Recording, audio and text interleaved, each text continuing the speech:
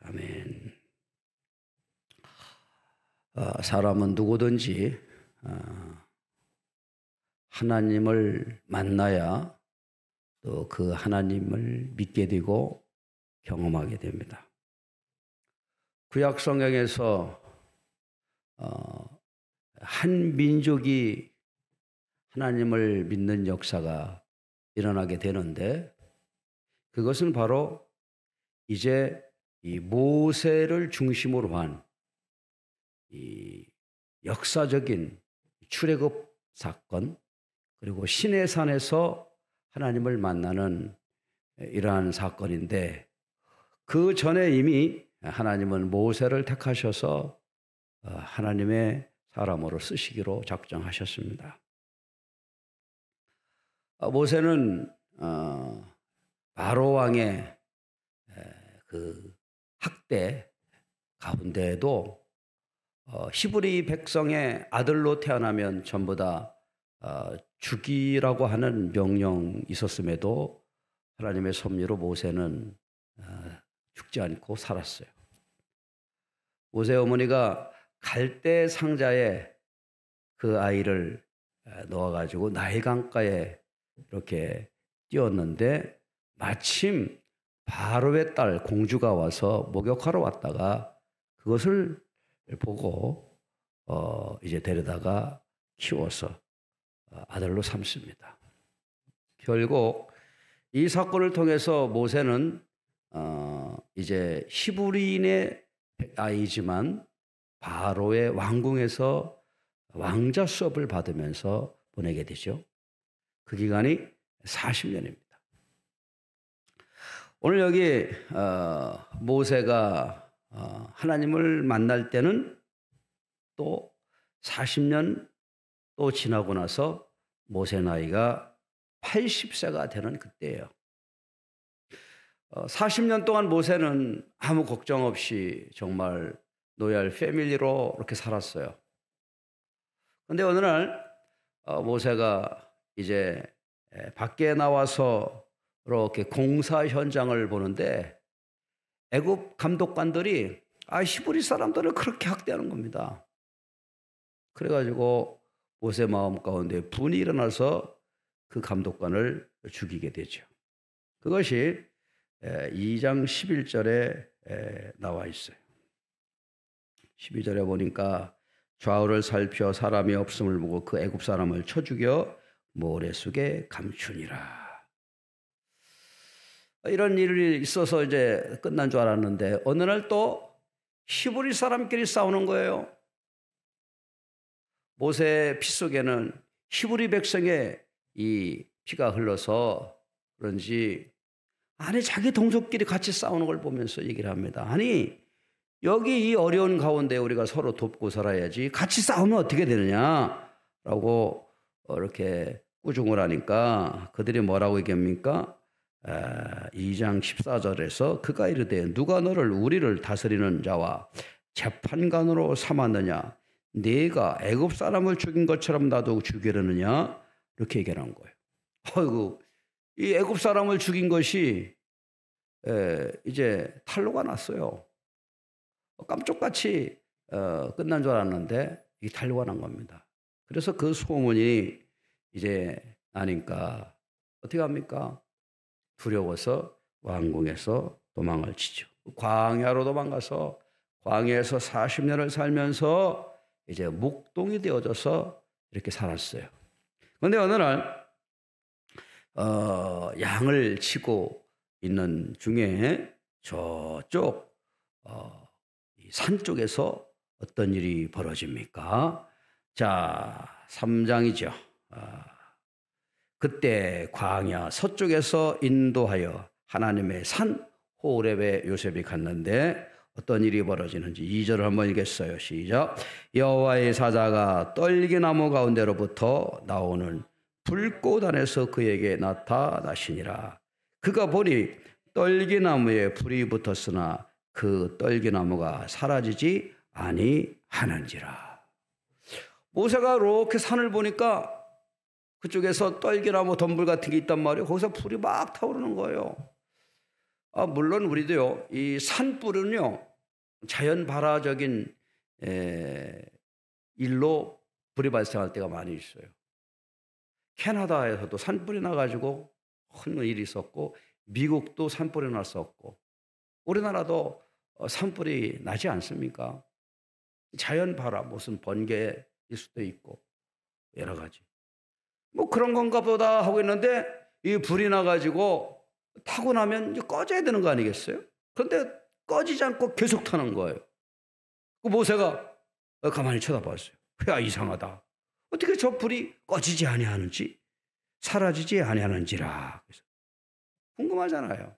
그래서 모세가 그 광경을 보고 이제 더 가까이 가게 되죠. 3절입니다. 이에 모세가 이르되 내가 돌이켜 가서 이 큰 광경을 보리라. 떨기나무가 어찌하여 타지 아니하는고 하니. 이상하다. 왜 떨기나무가 타질 않지? 하고 가나 보려고 하는데 그때에 여호와께서 그가 보려고 돌이켜 오는 것을 보신지라. 하나님이 모세가 떨기나무에 오는 것을 가까이 오는 것을 보셨어요. 그리고 하나님이 그 떨기나무 가운데에서 그를 부르셔요. 뭐라고 부르십니까? 모세야, 모세야. 어이구. 갑자기 떨기나무 가운데에서 모세라고 하는 이름이 크게 불러지는 거예요. 그 모세가 그냥 깜짝 놀라가지고 내가 여기 있습니다. 누구십니까? 얼마나 이게 참 놀라는 일입니까? 그러면서 하나님이 그 다음에 무슨 말씀하시냐면 5절이죠. 시작. 하나님이 이르시되 이리로 가까이 오지 말라. 내가 선 곳은 거룩한 땅이니 네 발에서 신을 벗으라. 이렇게. 이야, 이제는 모세야, 모세야 이렇게 부르시더니 가까이 오지 말아라, 모세야. 내가 선 곳은 거룩한 땅이니까 신을 네 발에서 벗으라라고 이렇게 말씀하는 것이죠. 야, 이게 얼마나 놀라운 이러한 장면이에요. 모세를 부르신 분은 하나님이셔요. 이때에 모세는 하나님을 만나는 중생의 체험을 합니다. 오늘날 말하면 성령 체험을 하죠. 그리고 이때 하나님께서 모세를 이스라엘 백성을 구원할 지도자로 콜링하는 거예요. 사명을 부여하셔요. 자, 그러면서 하나님이 모세에게 뭐라고 말씀하시냐면 나는 네 조상의 하나님, 아브라함의 하나님, 이삭의 하나님, 야곱의 하나님이니라 라고 이렇게 말씀하고 있습니다. 야, 하나님이 아브라함의 하나님, 이삭, 야곱의 하나님이라고 이렇게 말씀하시는 거예요. 그러니까 모세가 저 나를 부르시는 그 하나님이 우리 조상들을 인도하신 그 하나님이시구나 라고 하는 것을 깨닫게 되어졌어요. 여러분, 사실 아브라함, 이삭, 야곱 이분들은 그냥 평범한 사람들이었어요. 당대에 뭐 임금이 되거나 그런 사람이 아니었죠. 갈대우리에 살고 있었던 사람이 아브라함.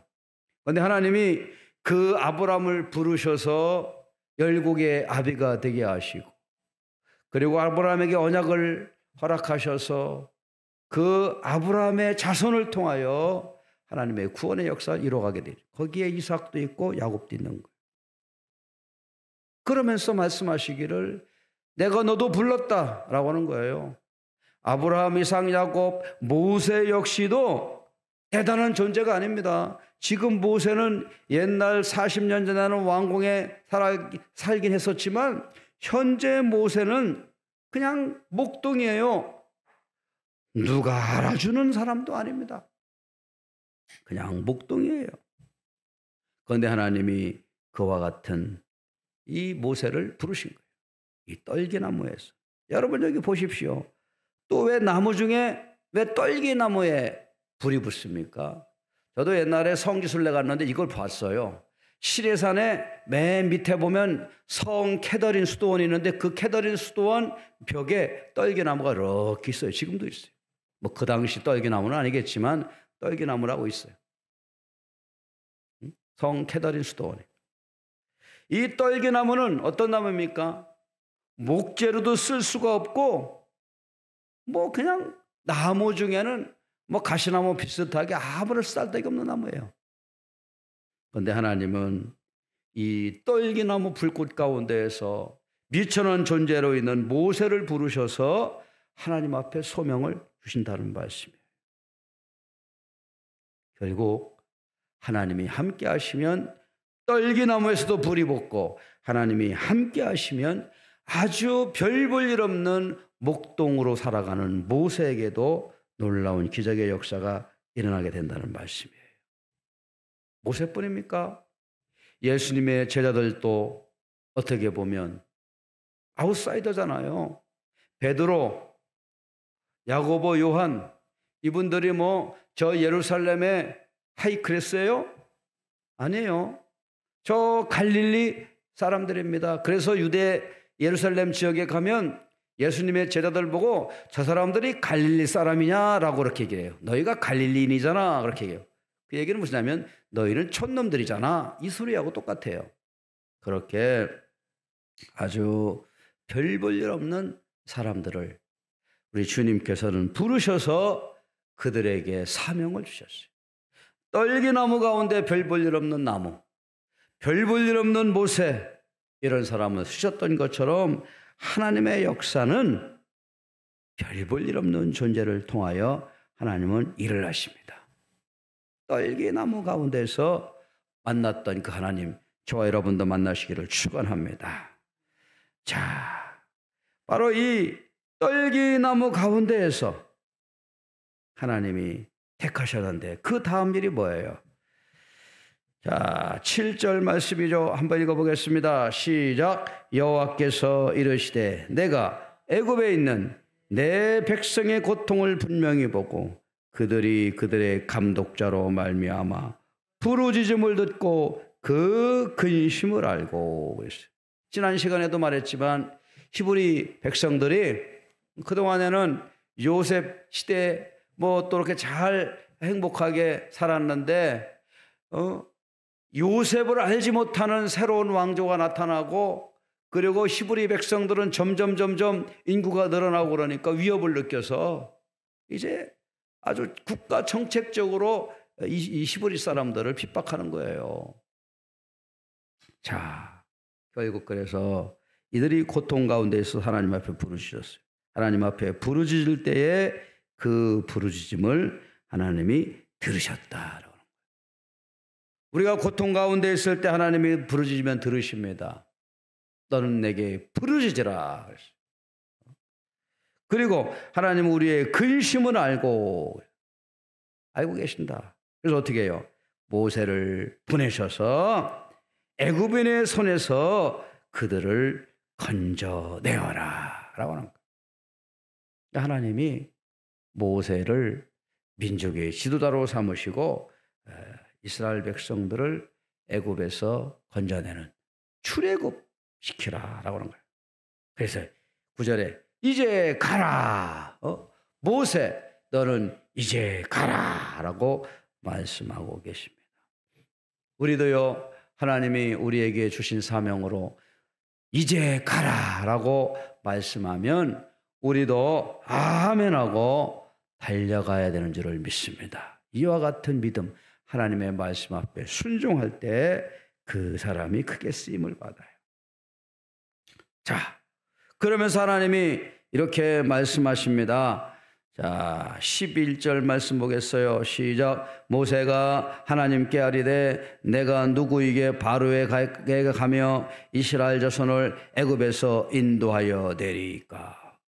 사실 모세는 애굽에서 살았기 때문에 애굽의 그 국가 시스템이 어떤지 잘 알고 있어요. 고대 시대이긴 하지만 고대 시대의 애굽 왕 이 시스템은 대단한 거죠. 그러나 한날 이제 40년 동안 그 왕궁에서 떠나와가지고 목동으로 살았던 그러한 사람이 바로 왕에 가가지고 선다는 게 쉬운 일이에요? 어렵죠. 그러니까 모세가 하나님 앞에 얘기합니다. 내가 누구에게 바로에게 가며 이스라엘 자손을 애굽에서 인도하겠습니까? 아이고 하나님, 그 참 저에게는 감당하지 못할 일 같습니다. 저는 부족한 사람입니다. 저는 뭐 아무런 능력이 없는 사람입니다.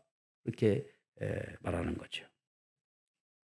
하나님은요, 겸손하고 부족한 사람을 쓰셔서 하나님의 일을 하셔요. 하나님이 안 쓰는 사람은 능력이 많아도 교만한 사람은 쓰지 않습니다. 그러니까 하나님이 12절에서 뭐라고 말씀해요? 같이 읽겠습니다. 시작. 하나님이 이르시되 내가 반드시 너와 함께 있으리라. 모세야, 걱정하지 마. 내가 너와 함께 할 거야. 함께 할 거야. 하나님이 함께 하신다고 그러면은 사실 두려울 게 없지요. 떨기나무 가운데서도 함께 하셨던 그 하나님, 그것 때문에 모세를 부르신 거예요. 모세가 무슨 리더십이 탁월하고 어떤 능력이 있어서 그거 해가지고 그 힘으로 바로에 있는 치하에 있는 히브리 백성들을 구원할 수 있습니까? 어림없어요. 반드시 너와 함께 할 것이다. 내가 그 백성을 애굽에서 인도하여 낸 후 너희가 이 산에서 하나님을 섬기리니 이것이 내가 너를 보낸 증거니라. 다시 너 지금 여기 서 있는 이 산에서 이스라엘 백성들을 이제 인도해낼 것이다. 그리고 여기서 너에게 다시 하나님의 그 보낸 증거를 보여줘. 그게 뭡니까? 율법이 말씀이죠. 계명이죠. 나중에 다시 와서 하나님으로부터 계명, 십계명을 받지 않아요. 자, 이렇게 해서 모세는 하나님의 부름을 받고 애굽에 가서 이스라엘 백성들을 출애굽시키는 이 사명을 받습니다. 그러면서 이제 가게 되는데 13절에서 또 14절에 모세가 하나님 앞에 질문해요. 하나님 그러면 저를 보내시는데 사람들이 네가 누구 지시를 받고 여기까지 와서 우리를 인도한다고 그래? 물어볼 거 아니겠습니까? 그러면 제가 뭐라고 대답해야 되겠습니까? 이렇게 얘기하고 있죠.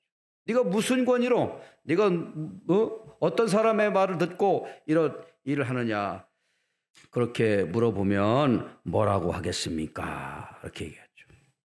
그러니까 하나님이 뭐라고 말씀하십니다. 하십니까?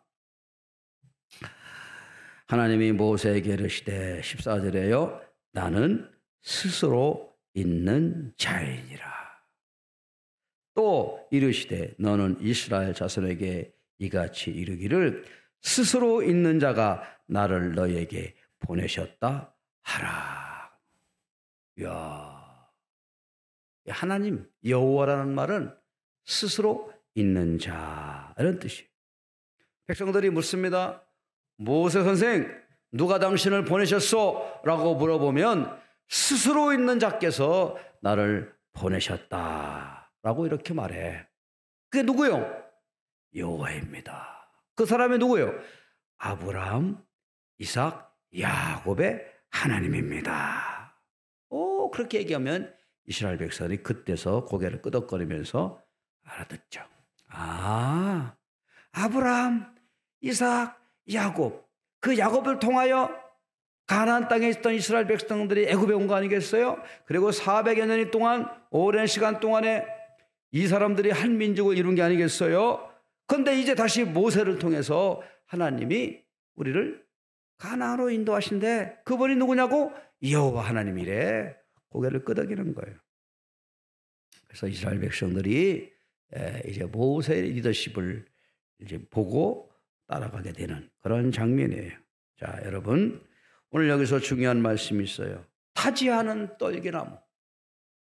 뭐 볼품없는 이 떨기나무.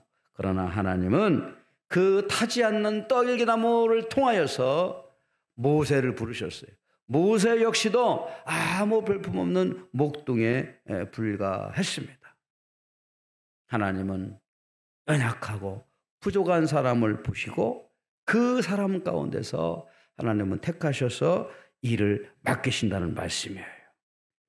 하나님은 우리가 얼마나 많은 것을 가지고 있나, 얼마나 많은 것을 배웠나, 우리가 가지고 있는 능력이 얼마냐, 그걸 따르지 않아요. 만약에 하나님이 모세의 그 스펙을 보았을 것 같으면 모세가 애굽의 왕자로 있었을 때, 아니면 왕자로서 나와서 바로 나이가 40살 때 젊었을 때 그때로 썼지, 뭐 40년 동안 이렇게 광야에서 양치기로 남겨두셨겠어요?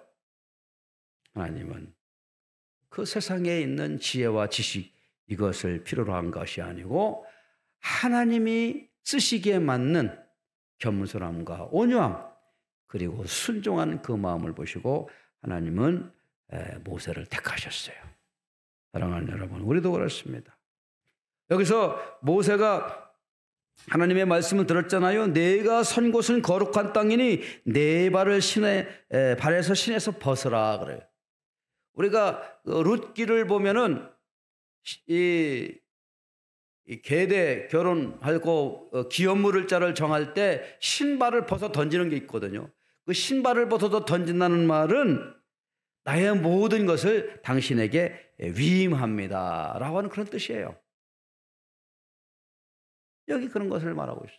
모세도 너는 신을 벗으라 라고 이렇게 말씀하셨습니다.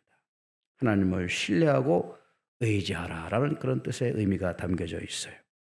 우리도요, 모세와 같이 정말 쓰임받기를 원합니다. 가시떨기나무, 아무것도 볼품없는 나무였지만 그 떨기나무 가운데서 하나님의 역사가 일어난 것처럼, 거기서 모세가 하나님을 만난 것처럼 오늘도 저와 여러분도 하나님을 깊이 만나는 복된 시간 되기를 주의 이름으로 축원을 드립니다. 기도하겠습니다.